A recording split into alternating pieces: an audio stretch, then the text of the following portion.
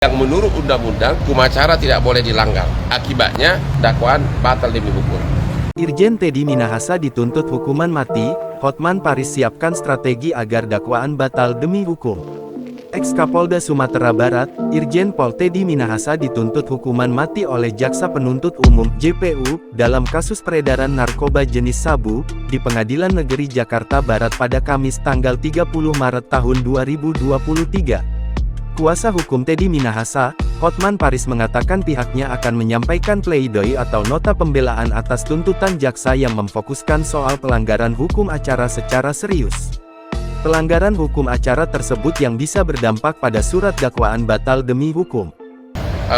Pleidoy kita nanti akan utama fokus ke arah pelanggaran hukum acara yang serius, yang menurut undang-undang hukum acara tidak boleh dilanggar. Akibatnya dakwaan batal demi hukum. Contoh salah satu adalah itu WA dari Teddy Minahasa tanggal 24 September yang menyatakan musnahkan, hapus, itu tidak pernah ditunjukkan kepada satu saksi manapun. Betul gak? Tidak ada satu saksi pun dalam BAP ditanyakan soal itu.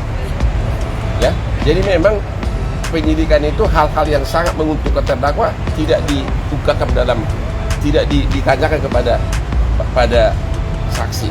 Padahal itulah adalah kunci pokok bahwa untuk penyerahan narkoba 3 Oktober dan sebagainya, Teddy Minahasa sama sekali sudah perintahkan musnahkan.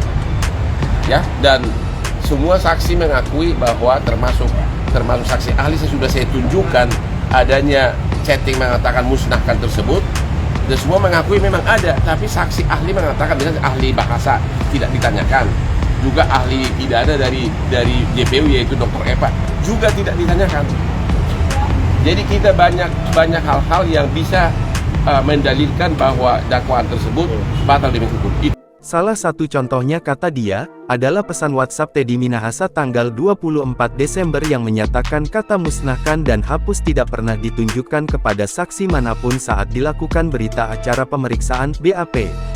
Menurut Hotman, hal yang menguntungkan terdakwa justru tidak ditanyakan kepada saksi oleh penyidik. Adapun dalam tuntutannya, jaksa menyatakan Teddy bersalah melakukan jual beli narkotika jenis sabu.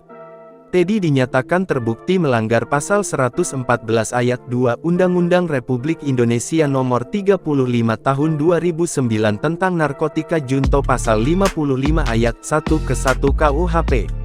Jaksa mengungkap salah satu hal yang memberatkan tuntutan hukum adalah terdakwa telah mengkhianati perintah Presiden dalam penegakan hukum dan pemberantasan peredaran gelap narkotika di Indonesia. 7. Perbuatan terdakwa sebagai Kapolda telah mengkhianati perintah Presiden dalam penegakan hukum dan pemberantasan peredaran gelap narkotika. Pasalnya ketika melakukan perbuatan tersebut, Teddy Minahasa menjabat sebagai Kapolda Sumbar. Alih-alih memberantas, terdakwa justru melibatkan diri masuk ke dalam peredaran narkotika serta memanfaatkan jabatannya dengan memerintahkan anak buahnya ikut serta membantu praktik kotornya. Di sisi lain nihil hal yang bisa meringankan tuntutan hukuman bagi Teddy Minahasa. Jangan lupa subscribe, share, komen, dan like ya!